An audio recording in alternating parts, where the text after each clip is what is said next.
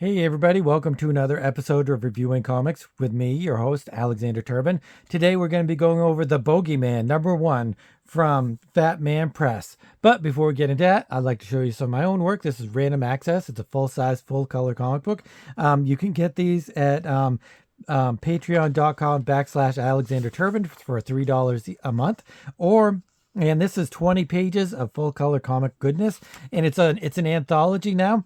So we've got me, Jamie Barrows, Jeremy Duncan, Swayze, Doug Roberts, Jake Quirk, and more in each of these issues. And like I said, it's 20 pages, so for $3 a month, how can you go wrong? But you can also get these at comicscreatorsmarketplace.com, which is the new website where comics creators can sell their comics. So if you've got a comic book to sell and you don't have a website, or you only have a kind of a small website or whatever, or you want a little bit more exposure, because with each comic that is on the site, you'll also get a YouTube video of me going through the comic and kind of discussing things as we go. So that'll be a little bit of exposure for everybody.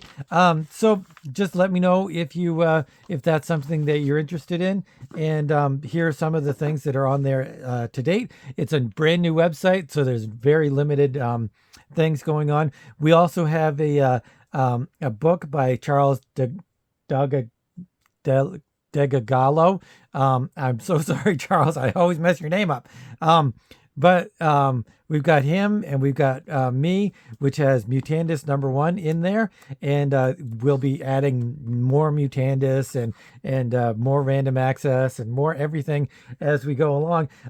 Here's a Neil Devlin anthology that he's got going, which is in there, and it's a great fun. It's awesome, and it's has its own YouTube video as well. So now that we're done plugging everything under the universe, we really truly appreciate the support, though.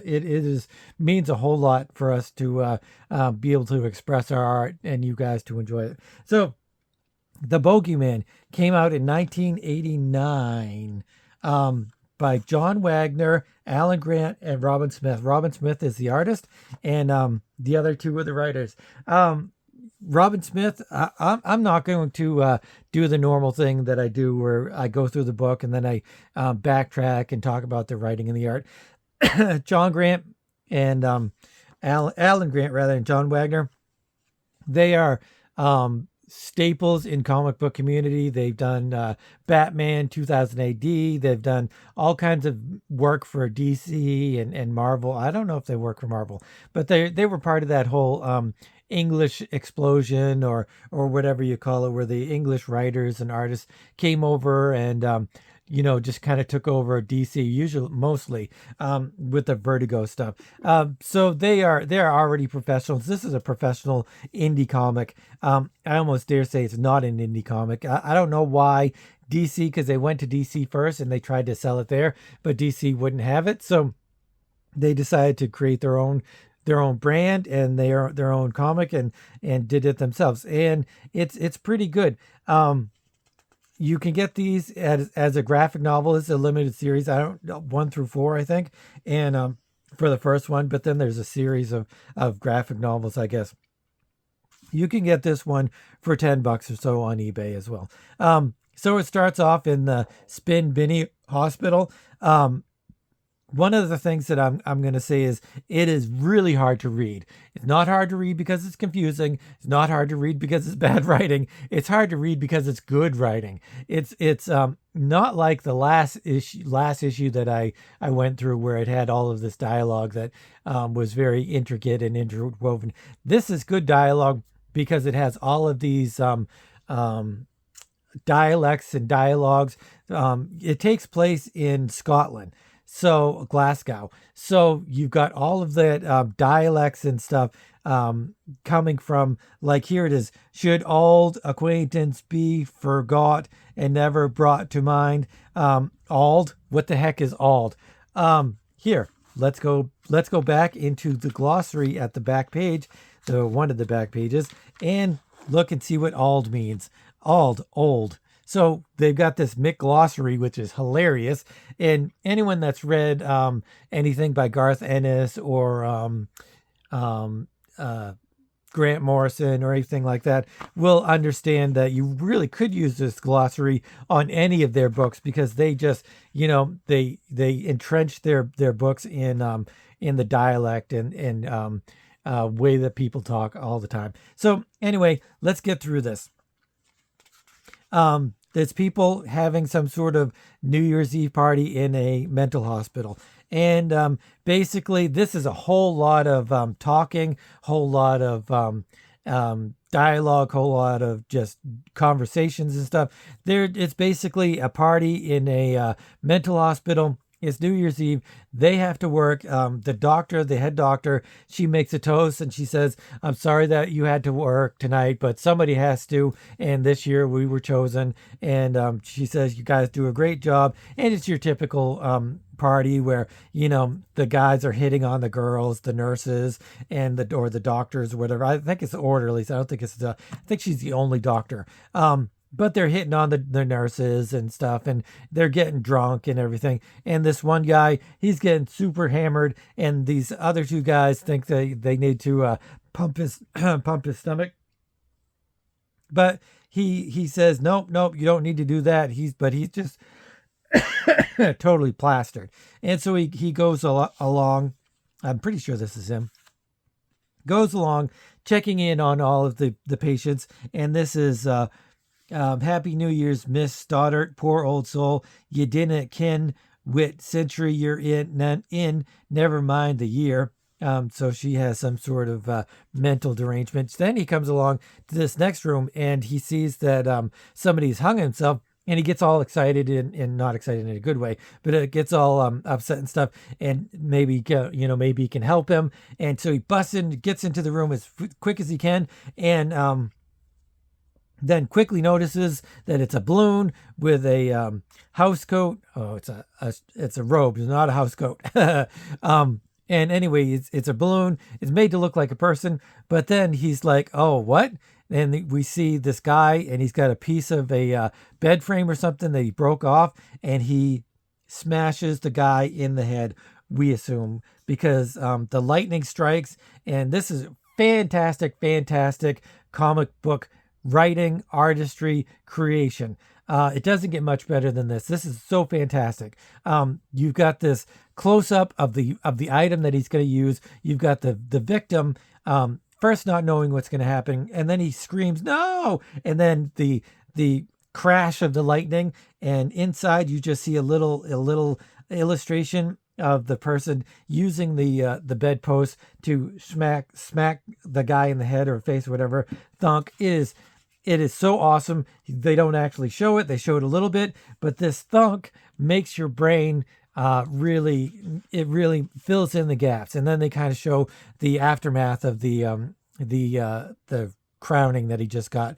The mentally ill guy escapes, obviously, takes the other guy's clothes, and gets out of there. He breaks through a window. I don't know if these guys are, these guys, the orderlies and the nurses and stuff, they're still partying, they're still drinking. The nurses are getting hit on. This one dude says, "How are you getting hame, hen?"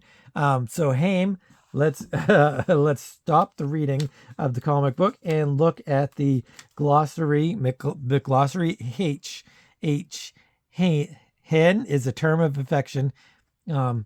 Hame is home. So it basically is exactly what it sounds like. But it's really fantastic. I love it. This work by Robin Smith is fantastic. He's mostly known for this, I guess, but he did some 2000 AD work, and he's done some other stuff. But this is fantastic work. It looks to me a lot like David Gibbons from Watchmen fame, but it's a little bit more. I like this guy, actually, Robin Smith, more than I like Dave Gibbons. I like Dave Gibbons. He's very methodical. He's very like his narrative art is perfectly spot on. He does great work. All of his panels flow. He does great great backgrounds. But this Robin Smith, I like I think a bit better, because Dave Gibbons has that kind of textury way where he does hatching, not cross hatching, just the hatching, the one way lines. And but this guy, he does all kinds of things. Look at this fantastic work, all of this intricate, detailed line work.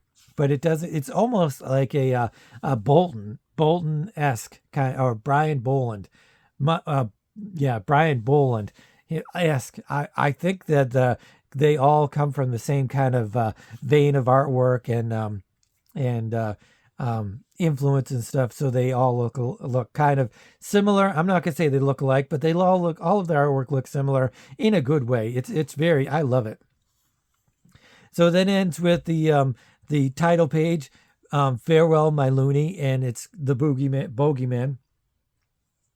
So the Bogeyman is, I guess I'm going to spoil it, because you I think you're supposed to not really understand that the Bogeyman is actually not Humphrey Bogart, but the escaped asylum patient, and he thinks he looks a little bit like Humphrey Bogart, and in this comic book, he actually thinks he's Humphrey Bogart, or rather, he thinks he's Humphrey Bogart's characters in the movies. So he's always as the comic goes along, he creates a storyline, and God help anybody that gets in his way, any bystander that gets in his way, because he's going to treat you either like you're a criminal, or like you're a patsy, or like you're, if you're lucky, he'll treat you like one of his friends. But more often than not, I think he treats you like one of the criminals that he comes across, and treats you that way. So he's just kind of standing there in the rain, smoking a cigarette, has lots of narration. It's him narrating in his mind his own movie, his own Humphrey Bogart movie, whether it's, I don't know, what's the Falcon, the Gold Falcon, I think. I don't know any, really any Humphrey Bogart movies. I don't think I've seen any Humphrey Bogart movies. Even though they're super famous. I think I might have to go back and go watch some, actually. So this guy comes across this Humphrey Bogart man, and kind of offers him a drink. Bogey takes it, and then he tells the guy to scram, get out of here. I'm waiting for somebody. This drunkard doesn't take kindly to being told to scram, and he's ready to fight. They have a whole bunch of dialogue. I don't understand a word of it, and because it's this guy, and he's like, I'll just read some of it. No wit, I'm gonna D to you, Jimmy. In the jacket, see? So I don't know. He's talking about taking his jacket off, or putting his brain in this jacket, or something like that. He says he's going to beat him up anyway, and Bogart just tells him to scram. This other guy who has an umbrella in the distance, Bogart sees him. He actually puts him into his little fantasy. But this bystander who is like a drunkard that's just come across Bogart, Bogart pushes him into the trash can and closes the lid of the trash can. And so that's how that pretty much is resolved. He then goes on to this next bystander, and he calls him, what's he say? Hey, Joe, got a light? You're already lit. Always wear the sharp one, Joe. I gave him the long, slow once-over. He had changed some since I'd last seen him, but there were no mistaking that scar. So how you been, Joe? I think you've got the wrong man. No, I got the right man, Joe. I don't know. I gave you that little scar in the bottle fight in Detroit, but I've never. And he looks, and does he have a little scar? He does have a little scar. So some of the things in his reality are real and some aren't. So he grabs the guy and he throws him to the floor, and he keeps putting the lid on the guy in the trash can, which is kind of funny. So there's a lot of dark humor in this thing, which I guess this is completely the place to have that kind of dark humor. He grabs the innocent bystander, says, don't play dumb with me, Joe. The fat man, the 2-ton lump of blumber busted you out of San Quentin. The same one hired you to steal the bird. I swear. It's the Maltese Falcon. That's what it is. That's the Maltese Falcon. Maybe I'll go watch that.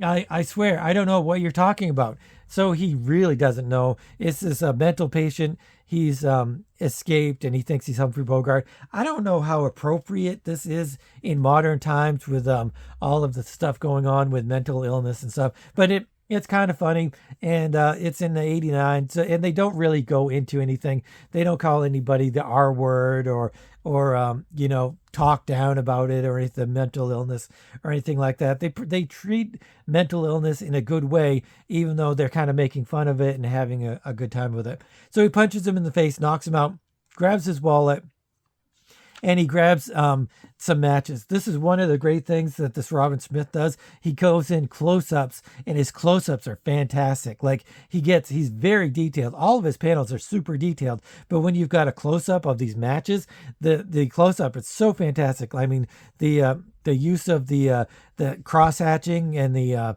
just the way that his line work, his ink work. Does he do the inking? I'm pretty sure he does. I think he does all of the art.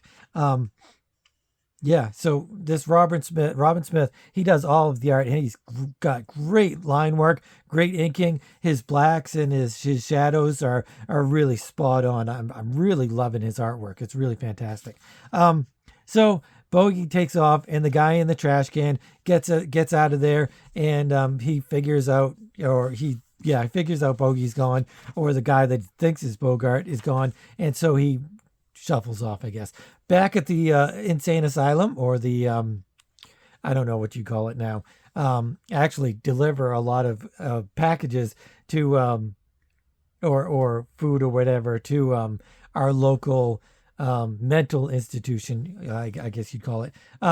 So you've got them dancing and carousing, putting Pink Floyd on. This guy keeps hitting on the nurse, and then somebody barges in and says, "Everybody, quiet, everybody. Ollie wants the whole building search. Alec, you and Huey, check the grounds." "Wait, what's the matter?" "Clooney, that's what's the matter." "Clooney? Oh, no. You mean, hey, Clooney is oot." I would love to see a live making of this, a TV show or something. I don't know if there is. I might have to check that out. There could possibly be, I guess. It would be a really fantastic Netflix TV show though. So they're checking out what happened, and this guy isn't dead. He just has, a bump on his head, and she realizes what happened, and she's like, the doctor rather, she's really freaked out.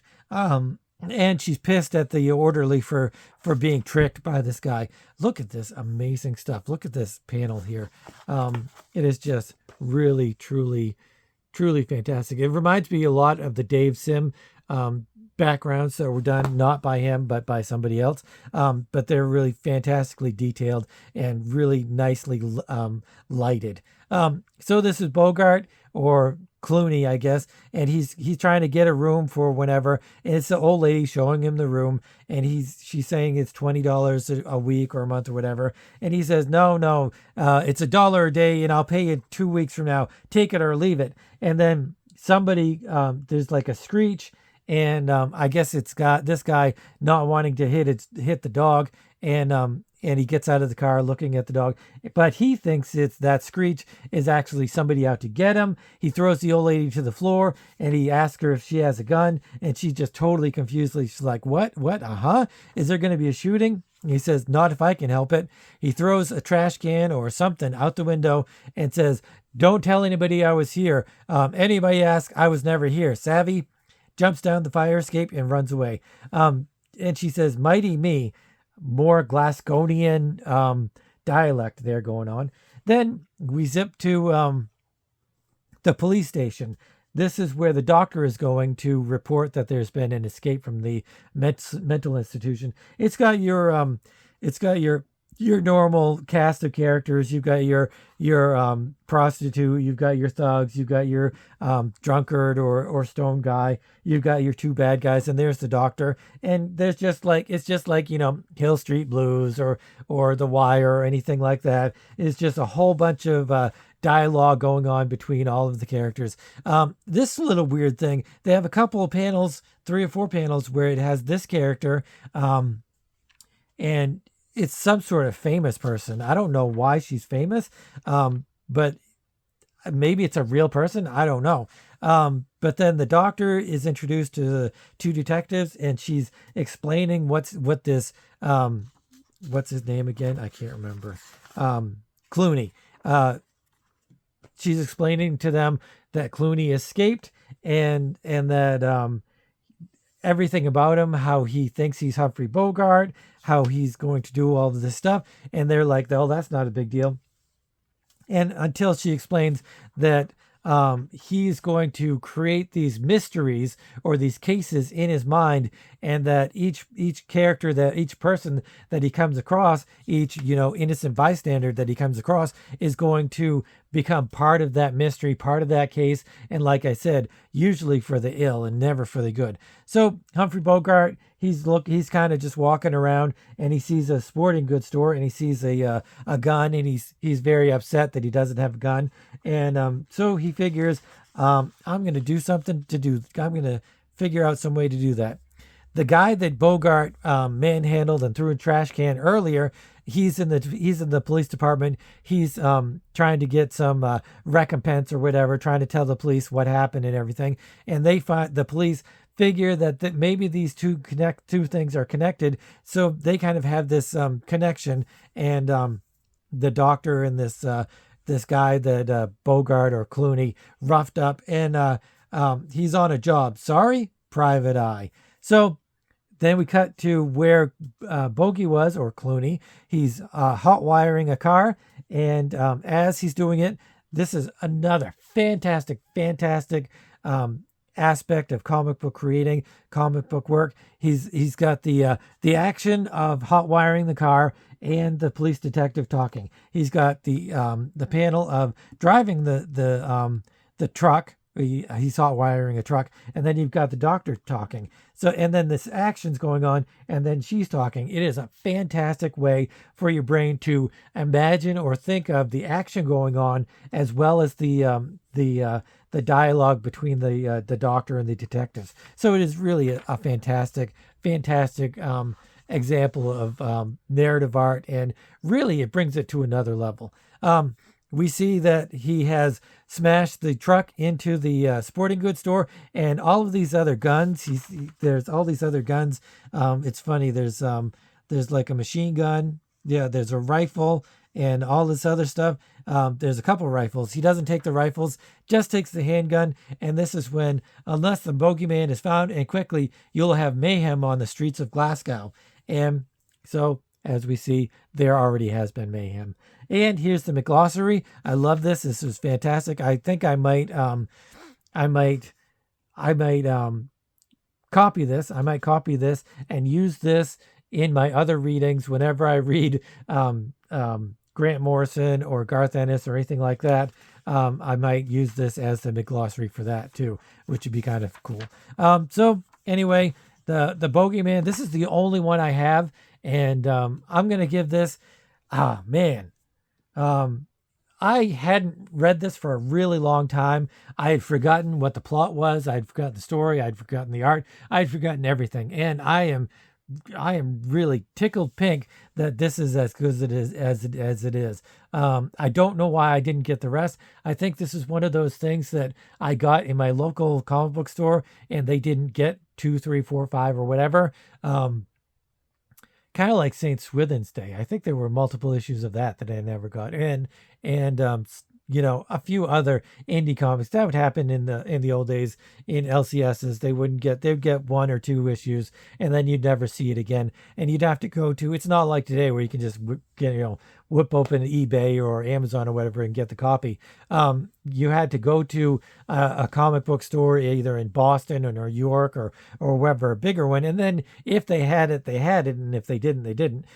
So it's so much better to nowadays. I love eBay for comic books. It is so fantastic to have that easily accessible stuff to grab. But that's probably the biggest reason that I didn't get this, because I can't imagine, what is this, 989? I can't imagine 17-year-old Alex Turbin looking at this and reading this and not wanting to get 2, 3, 4, or 5, 2, 3, or 4, because I think it's a 4-issue limited series. But yeah, I'm going to give this a 9. I'm going to give it a 9. I could easily give it a 10. because all of the great narrative artwork, all of the intricate detail in the artwork, the great the pen work, penmanship. I think it's mostly pen. I wouldn't think that this is brush, but I don't know for sure. But this is just so fantastic. The art is so fantastic. The story it's probably the story aspect of is not really my thing. It's unique, it's intricate, it's funny, but it's also got a darker spot. I really enjoy that. I love the darker humor. I really love the most English or British or however you call it from the UK. People from the UK in all of those countries. I don't know. I don't understand it. There's all of these 5 different countries, part of one country. What? Huh? So anyway, I really love it. I really like the story, but I don't love the story, and that's probably what's keeping it from being a 10. But I love the artwork. I love the dialogue. I love the scripting. All of that part of the writing is really fantastic. It flows along perfectly. I never, ever, ever had to reread anything. And I just, even though I didn't get the dialect of the dialogue, I could read it, kind of understand it in my brain somehow. Or if I didn't understand it, I knew what was going on. I knew what was happening. So even if this was a silent comic and they didn't say anything, I still would have known what was going on. So that is really fantastic. And as I said, some of the narrative art that they do, where it just shows the different aspects of the ways to do things, is just fantastic. So that's why I'm giving it a 9. So there you go. The Bogeyman, number 1, I'm giving it a 9. If you're new to the channel and this is the kind of stuff you like the indie comics from 70s, 80s, 90s, wherever, this is your place to be, because I love reviewing indie comics. I also love doing going over Marvel and DC stuff that has a lot of either I have a lot of thoughts about, because they are so artistic, or written so well, or unique or different or whatever, something different, or artistic, and I'm going to go over it. But I love to go over the indie comics more than anything. So like I said, if you're new to the channel, please hit the subscribe button and the notification bell and all of that cool stuff. And but more than that, I love to hear comments from you guys. I love to talk comics with you guys. So let me know what you guys think. Who out there has the Bogeyman, and who out there loves it as much as I do? Or do you not love it? Or do you think it's too difficult to read? Which is probably the biggest reason that Americans didn't glob onto this, because of the dialect. I'm thinking if they had maybe 2 different versions, one with this and one where it was Americanized a little bit, I think it would have done a little bit better in the United States, which would have, brought up probably the readership and everything. But I don't know. Let me know what you guys think. And as always, it's Friday. We've got more stuff. Hopefully a show this weekend with Joe. And go check out Comics Creators Marketplace, and you might find an artist that you really like, or any artist out there that has a comic book for sale. Let me know, and we'll put it in there. So thanks for watching, and as always, keep on creating.